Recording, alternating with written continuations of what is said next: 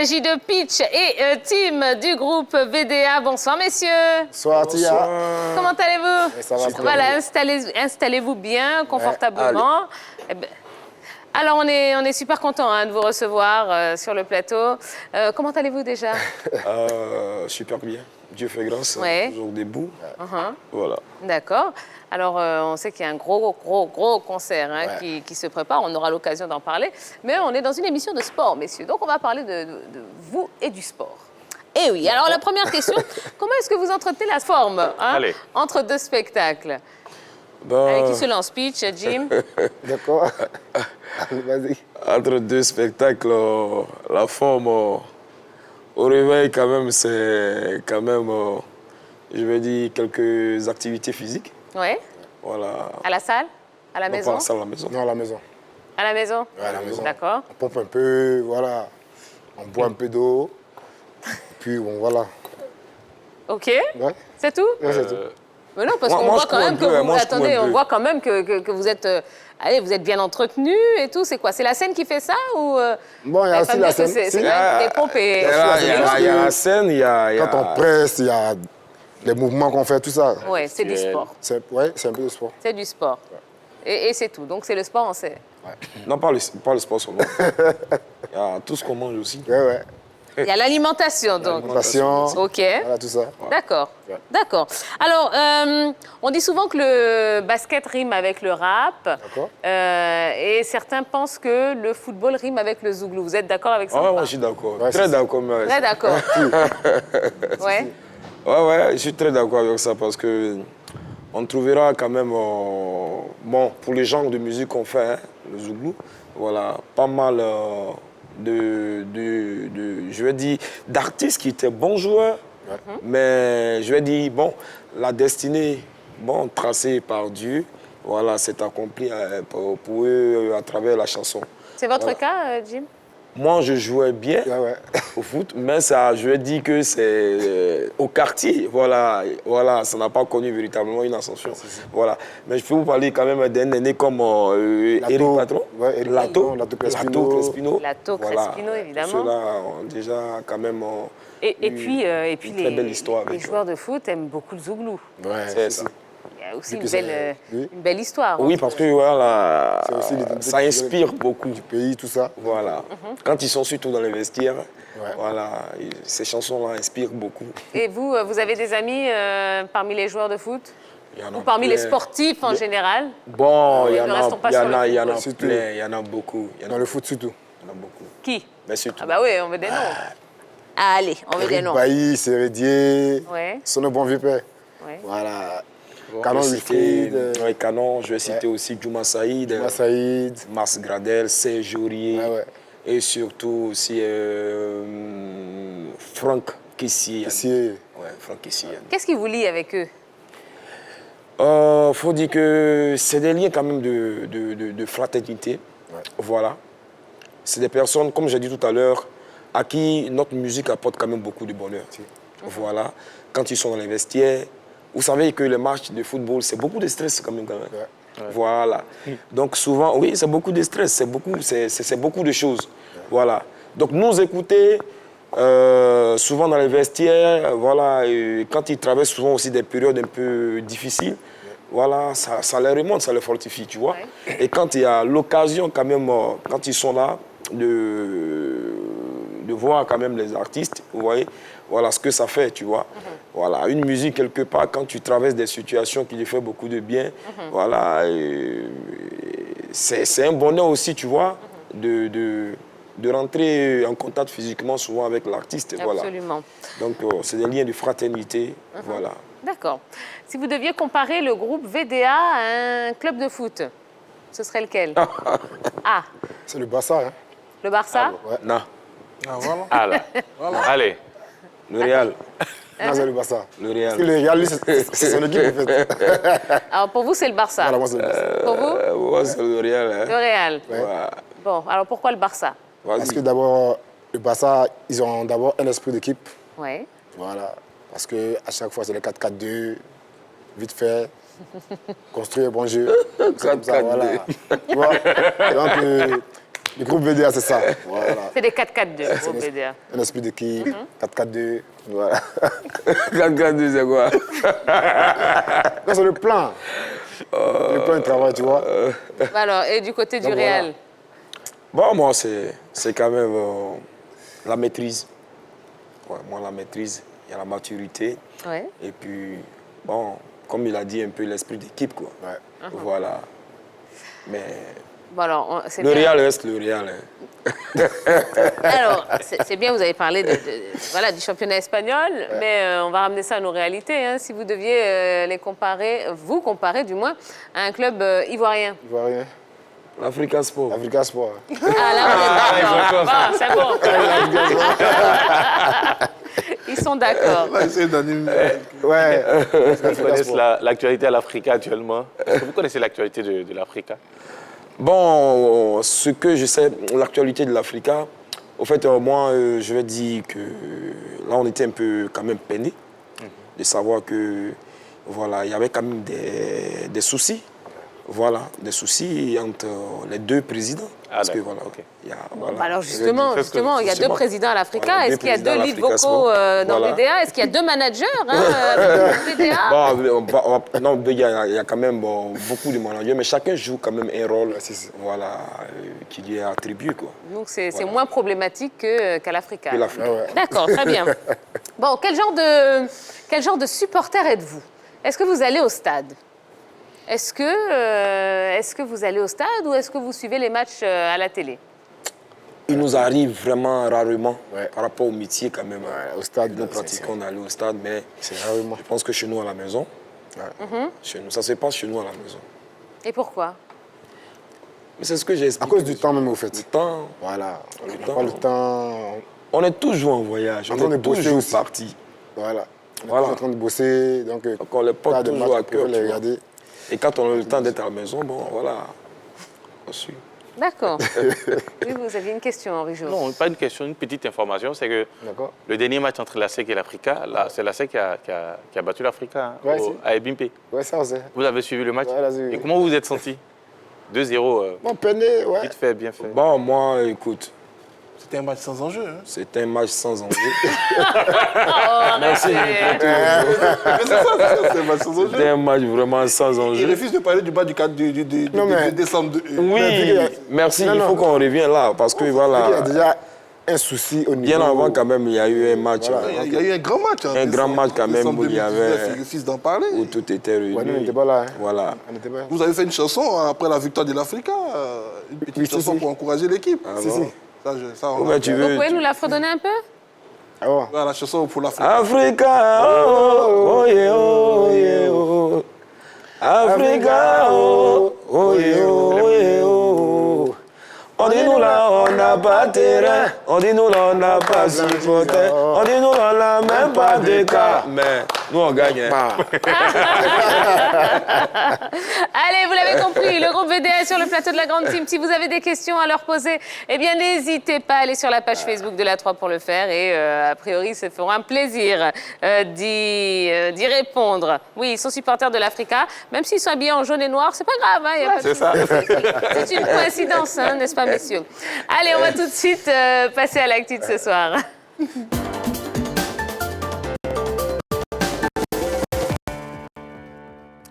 Et ce dimanche se jouera la finale de la 6e édition du championnat d'Afrique des Nations. À l'affiche, Mali-Maroc. Alors, au vu de la compétition, est-ce qu'on peut dire que ce sont les deux meilleures équipes du tournoi qui vont s'affronter? Alors, Henri Jo. au foot comme au sport, ou au foot en particulier, ce qu'on regarde, ce sont les résultats. Et pour l'instant, les résultats donnent, je dirais, ces deux équipes-là comme celles qui vraiment se sont illustrées de la plus belle des manières pour arriver en finale. Maintenant, il y a des équipes qui ont fait sensation. Notamment, je vais retenir une seule équipe dans cette compétition, c'est l'équipe de la Guinée qui, pour moi, était très, très en forme. D'abord, un bon jeu collectif, de bonnes individualités, notamment Morlaï et le jeune Alpha So, qui a quand même été très bon. Sans oublier le capitaine de cette équipe guinéenne. Donc, pour moi, je voyais cette équipe guinéenne arriver en finale. Malheureusement, stoppée par le Mali au niveau de la phase des tirs au but. Donc, c'est vrai, les résultats donnent aujourd'hui le Mali et l'équipe marocaine comme, je dirais, les meilleurs, mais quelque part où, je dirais, d'un autre regard, je voyais plus cette équipe guinéenne se qualifier parce qu'elle a été, je dirais, très intéressante depuis le début de la compétition. D'accord. Oui, Jean-Philippe, qu'est-ce que vous en pensez? Moi, pour moi, ce sont les meilleurs. Les meilleurs parce que le Mali est l'équipe qui, tactiquement, m'a le plus impressionné. Le Mali est resté sur les mêmes bases de ce qui est fait depuis un certain nombre d'années déjà à travers ce pays, avec une formation académique qui faut sortir de très bons joueurs. Et ils ont gardé cette âme qui nous rappelle à chaque fois l'Académie Mosifcom. Ah, merci. Et c'est normal de retrouver, à mon sens, le Mali à ce niveau de la compétition. Parce qu'il faut noter que dans cette équipe malienne, il y a quand même des garçons qui ont suivi un certain cursus au niveau de l'équipe nationale et qui ont remporté des compétitions au niveau des jeunes. Ils sont arrivés à maturité et ils sont en train de montrer vraiment la plénitude de leur talent. D'un autre côté, on a le Maroc. Le Maroc, au classement CAF, c'est le meilleur championnat du continent africain. Donc, quoi de plus normal que de voir les athlètes évoluant dans le meilleur championnat du continent africain se retrouver en finale de cette compétition. Donc, ce sont deux formations qui, à mon sens, méritent amplement de se retrouver là. Elles ont été assez constantes au niveau des belles performances et on espère avoir une très belle finale demain. Pitch, Jim, est-ce que vous avez suivi le CHAN? Ouais, on a suivi juste un peu le CHAN. Un petit peu, oui. Un tout petit peu. Vous avez eu l'occasion de voir une de ces deux équipes jouer ou pas? Non, pas vraiment. Pas vraiment. J'ai vu quelle équipe jouer là. Entre le Maroc et le Mali, c'est ça? Mais ils jouent la finale. Ça, c'est la finale. Ça, c'est la Ça, c'est finale. l'affiche de la finale. Ça, c'est la finale. Mais j'ai vu, je crois que la Côte d'Ivoire a joué, non? Non, pas Oh, cette année. Non, peut-être ça c'est pas le CHAN alors. C'était l'UFOA, apparemment. Ah, c'est du foie. c'est les moins. Ah, d'accord. c'est Donc moins là, les différents. effectivement, on est sur le CHAN. Je suis en train D'accord. de confondre. Voilà, je suis en train de confondre. Mais c'est pas bien grave. Alors, le Maroc est favori quand même de la compétition, affiche quand même de très bonnes statistiques. Est-ce que vous voyez le Maroc repartir avec le trophée? Afficher de bonnes statistiques ne vous garantit pas le titre de champion. Et le Maroc, c'est vrai, ils ont inscrit beaucoup de buts. Déjà 3 buts face à la Zambie, on ne voyait pas cette équipe marocaine. C'est vrai, peut-être qu'elle pouvait battre la Zambie, mais inscrit jusqu'à 3 buts face à la Zambie, ce n'était pas prévisible. Mais ils l'ont fait, les Marocains. Parce que derrière, les Zambiens ont tenté un système qui n'était pas habituel à leur façon de jouer. Le 3-5-2, et rapidement, ils ont pris l'eau. Juste 36 minutes, ils avaient déjà encaissé 3 buts. Donc, ça a été facile. Et puis, face au Cameroun, il y a eu quand même de très grosses erreurs de la part des Camerounais qui ont permis à ces Marocains-là de pouvoir s'imposer largement. Maintenant, au-delà dit qu'ils sont favoris, je ne pense pas, parce qu'en face, ils auront le Mali, la meilleure défense de la compétition, avec un seul but encaissé depuis le début de cette compétition. Donc, ça sera une opposition attaque marocaine face à la défense malienne. Mais on n'oublie pas aussi que les Maliens, au niveau de l'attaque, ils sont très bons. Ils ont été très bons depuis le début de cette compétition. Et là, ils vont vraiment jouer âprement. Donc, on va parler du Mali juste après. Restons sur le Maroc. Voilà, donc le Maroc, c'est vrai, ils ont de très belles dispositions. Et comme Jean-Philippe l'a dit, c'est le meilleur championnat du côté de l'Afrique. Et on a les meilleurs joueurs qui évoluent là-bas. Mais de là à dire qu'ils vont s'imposer facilement face aux Maliens, je ne pense pas. Jean-Philippe? Une finale, elle ne se joue pas. Une finale, elle se gagne. Donc, quand les deux formations vont rentrer sur le terrain, elles savent qu'il leur reste 90 minutes, maximum 120 minutes, plus les tirs au but, pour pouvoir s'imposer. Il ne s'agira pas de venir réciter toutes les astuces tactiques des entraîneurs. Là, c'est le cœur qui va parler. Et généralement, au final, les pronostics ne sont pas les bienvenus. Mais si on essaie d'analyser les statistiques des deux formations, il est plus qu'évident que le Maroc part avec les faveurs des pronostics. Pour diverses raisons déjà. La puissance de feu au niveau de son attaque et le fait que ce soit le tenant du titre. Le Maroc a cette expérience. Ils sont partis rechercher El Karabi, qui est, je crois, le meilleur buteur de l'histoire des CHAN, avec 9 réalisations, qui est revenu même... Ça fait 11 maintenant, merci, voilà. Il avait inscrit 9 plus, lors de l'édition précédente. Plus 2. Même s'il peine, durant cette édition, à trouver le chemin des filets, ce Maroc-là, c'est l'ogre de cette compétition. Maintenant, le Mali peut être la belle surprise. Et comme on le dit souvent sur le continent africain, quand un pays du Maghreb ou un pays de l'Afrique arabe est en forme, il faut aller chercher le Mali parce qu'ils ont le médicament de ces pays-là. Donc je pense que oui, parce que dans les statistiques, le Mali bat régulièrement dans les finales les pays de l'Afrique du Nord. Donc ça peut être une rencontre assez inédite. Les Marocains le savent. Ils savent qu'il ne faudra vraiment pas négliger cette formation malienne au risque de se faire ravir ce trophée. Ah, Jim, vous avez entendu, hein, tout le monde dit que le Maroc est ultra favori hein, et que les stats du Maroc parlent vraiment pour cette nation. Vous pensez que le Mali peut venir leur jouer un mauvais tour? Ah oui, que si on s'arrête uniquement hein, sur les chiffres et sur l'expérience, eh bien, la victoire est assurée ou bien c'est on clair, ne sait jamais. on n'arrive pas à une finale comme ça. On y arrive parce qu'on a des ressources possibles, tu vois. Voilà, donc je pense que c'est une finale. Et ils joueront tout, ils donneront tout véritablement pour être véritablement à la hauteur. Donc, je suis d'accord avec ce thème qu'il a employé tout à l'heure. Une finale, elle ne se joue pas, mais elle se gagne. Voilà, elle se gagne. Et je crois bien que beaucoup de statistiques ici en Afrique ont déjà prouvé que le Mali est une équipe vraiment performante. Voilà, est une grande nation, je vais dire, de football. Voilà. Donc, moi, je crois que la donne peut changer. Oui. Et que les choses peuvent être en faveur du Mali. Voilà. Henri Jo, le Mali, est-ce qu'il peut jouer un mauvais tour hein, aux Marocains, au Lion de l'Atlas? Bon, à cause de la proximité, je dirais oui. Parce que ce sont nos frères, ils sont à côté ici. Donc on va les soutenir. Mais bon, pour être un peu plus sérieux, c'est que le Mali, comme je le disais, a une très bonne défense. Ça, nous sommes d'accord. Il y a un petit bémol, c'est que le Mali a joué 2 fois 120 minutes lors des quarts et lors des demi-finales. Alors, quelle sera la forme des Maliens, la forme physique bien sûr des Maliens dans cette finale face aux Marocains? Parce que les Marocains ont joué que 90 minutes lors des deux derniers matchs. Or, les Maliens sont, je dirais, près de 240 minutes dans leurs jambes avant d'affronter les Marocains. Ça va énormément compter. Oui, mais attendez, Henri Jo, on a dit la même chose du Maroc hein, avant la demi-finale. Et pourtant, le Maroc s'est imposé. Non, mais c'est qu'il faut noter. Oui. Est-ce que ça compte vraiment les médecins ont donné un certain nombre un délai de récupération des athlètes qui est entre 48 et 72 heures.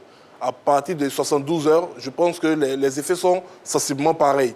Et il faut noter que même si les Maliens ont 120 minutes, ils ont joué leur demi-finale quelques heures avant celle du Maroc. Donc le temps de récupération, à mon sens, permet aux deux équipes d'arriver avec sensiblement la même fraîcheur. Maintenant, c'est au niveau des séquelles. S'il y a des blessés et surtout le risque aujourd'hui avec les tests PCR contre la Covid-19, voilà, voici les grosses incertitudes concernant l'état de forme des différents athlètes. Mais des demi-finales qui ont eu lieu le mercredi pour une finale le dimanche, je pense que là, on ne peut pas dire que c'est parce qu'on était moins frais, qu'on était moins fringant par rapport à un adversaire. Ils ont largement eu le temps de se reposer. Cette petite finale qui va opposer la Guinée au Cameroun, bon, qui va gagner, à votre avis? Allez, un petit pronostic. On va faire un tour de table. Proximité, Guinée. Guinée, je pense. Guinée pour vous? Pour moi, le Cameroun, parce qu'ils sont beaucoup plus physiques et ils ont un bon jeu. Ah, la Guinée a montré de belles choses aussi hein, pendant ce tournoi. Hein. Le Cameroun, on laisse tomber même la Côte d'Ivoire peur. Donc voilà, si on réalise, c'est le Cameroun pour vous, OK. Bon, Jim. difficile quand même de faire un choix parce que je n'ai pas suivi. Voilà, je n'ai pas vraiment suivi. Mais je pense que le Cameroun... Alors, qu'est-ce que vous aimeriez voir gagner alors? À défaut de qui vous pensez qui gagnera? Le Cameroun.